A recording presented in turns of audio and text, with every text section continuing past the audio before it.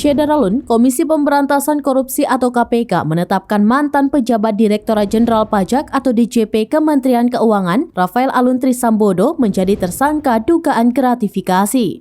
Mantan pejabat Direktorat Jenderal Pajak atau DJP Kementerian Keuangan Rafael Aluntri Sambodo diduga menerima gratifikasi dalam bentuk uang.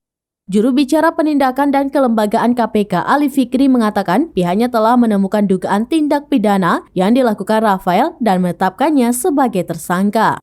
Gratifikasi itu diduga diterima Rafael selaku pemeriksa pajak pada DJP Kementerian Keuangan selama 12 tahun. Ali mengatakan saat ini tim penyidik masih terus mendalami dan menelusuri sumber aliran dana tersebut. Menurutnya dalam kasus korupsi yang penting merupakan temuan dugaan penerimaan. Ali mengatakan KPK berkomitmen menindaklanjuti dugaan korupsi terkait pemeriksaan pajak pada DJP Kementerian Keuangan. Meski demikian, Ali belum membeberkan lebih lanjut detail perbuatan pidana yang dilakukan Rafael.